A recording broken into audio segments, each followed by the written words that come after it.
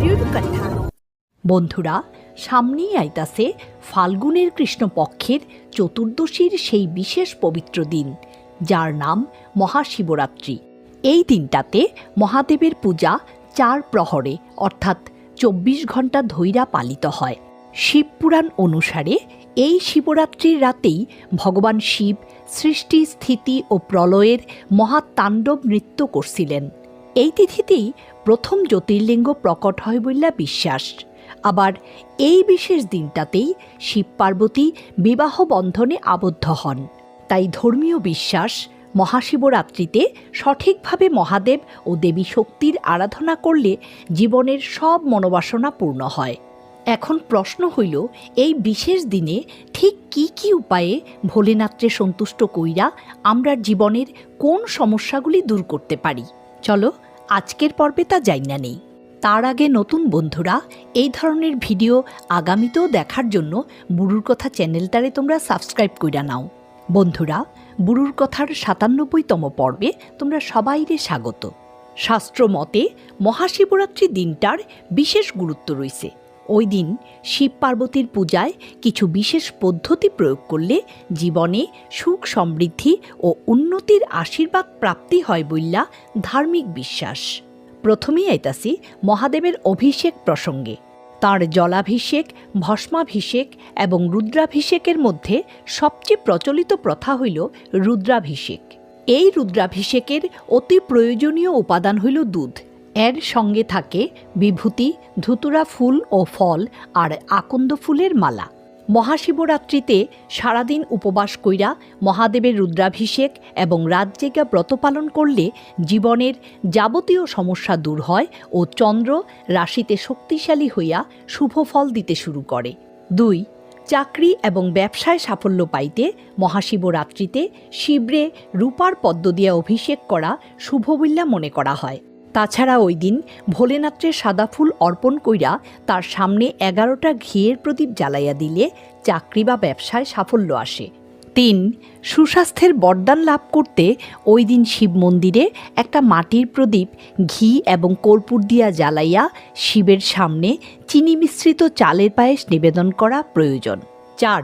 সন্তান লাভের জন্য স্বামী স্ত্রী একসঙ্গে অমৃত যোগে শিবের রুদ্রাভিষেক করলে অত্যন্ত শুভ ফল মিলে। শিবলিঙ্গে ঘি ও বিশুদ্ধ জল নিবেদন কইরা সুসন্তানের জন্য প্রার্থনা করতে হইব। এছাড়া ওই দিন সাদা চন্দন মাখানো 11টা নিখুঁত বেলপাতা শিবলিঙ্গে অর্পণ করা উচিত। 5.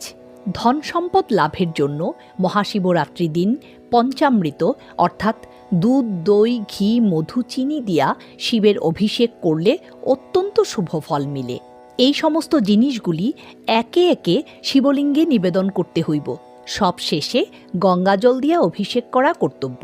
এছাড়াও ওম নমঃ শিবায় এবং ওম পার্বতীপতয়ে নম মন্ত্রগুলি 108 বার জপ কইরা প্রার্থনা করলে আটকে থাকা টাকার প্রাপ্তি এবং আয় বৃদ্ধি ঘটে।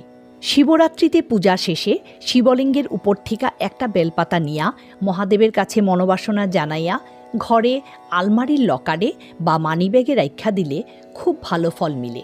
যদিও ভক্তি ভৈরা শিবলিঙ্গে শুধুমাত্র জল অর্পণ করলেই ভোলেনাথ তুষ্ট হন, তবুও কিছু বিশেষ দ্রব্য ছাড়া মহাশিবরাত্রির পূজা করলে ভক্তের জীবনে তা অসম্পূর্ণ ফল দেয়। যেমন বেলপাতা। ধর্মীয় বিশ্বাস, বিল্বপত্রে শিব, পার্বতী ও দেবী লক্ষ্মীর বাস। তাই শিবলিঙ্গের উপর একটি বিল্বপত্র অর্পণেই তিনি সন্তুষ্ট হইয়া ভক্তের জীবন সুখে ভরাইয়া দেন। ওই দিন ধুতুরা ফুল ও ফল অর্পণে ভক্তের সমস্ত ইচ্ছা ভোলেনাথ পূরণ করেন। আবার ধুতুরা নেতিবাচকতা দূর করতে সাহায্য করে। তাছাড়া মহাশিবরাত্রিতে জাফরান নিবেদন করলেও ভক্তের সমস্ত মনোবাসনা পূর্ণ হয়। ওই দিন মধু নিবেদন করলে তার মিষ্টতায় সন্তুষ্ট হইয়া শিব ভক্তের জীবনে সুখ সমৃদ্ধির আশীর্বাদ করেন। ওই দিন পঞ্চগব্য অর্থাৎ দুধ, দই, ঘি, গোমূত্র, গোবর দিয়া শিবের অভিষেক করলে সমস্ত পাপ দূর হয়। শিবরাত্রি ব্রতের সম্পূর্ণ ফল পাইতে শিবের অভিষেকের সময় শিবমন্ত্র জপ করা উচিত। এইবার আসি 2026-এ শিব চতুর্দশীর সময়সূচি প্রসঙ্গে। মদন গুপ্তের ফুল পঞ্জিকা মতে শিব চতুর্দশী লাগব 2 ফাল্গুন 1432 বাংলা 15 ফেব্রুয়ারি 2026 ইংরেজি রবিবার বিকেল 4:49 গতে। শিব চতুর্দশী ছাড়ব 3 ফাল্গুন 1432 বাংলা 16 ফেব্রুয়ারি 2026 ইংরেজি সোমবার সন্ধ্যা 5:34। যারা 4 প্রহরে শিব পূজা করবা তাদের জন্য প্রতি প্রহরের পূজার সময়সূচি। প্রথম প্রহর সন্ধ্যা 6:11 থেকে রাত 9:23 পর্যন্ত। দ্বিতীয় প্রহর রাত 9:23 থেকে রাত 12:35 পর্যন্ত। তৃতীয় প্রহর রাত 12:35 থেকে ভোর 3:47 পর্যন্ত। চতুর্থ প্রহর ভোর 3:47 থেকে সকাল 7টা পর্যন্ত। বন্ধুরা, আশা করি আজকের তথ্যগুলি শিবরাত্রি দিন তোমরা কাজে লাগবে। ওম নমঃ শিবায়। সবাইরে মহাশিবরাত্রির আগাম শুভেচ্ছা জানাইয়া আজকের পর্ব এখানেই শেষ করতেছি।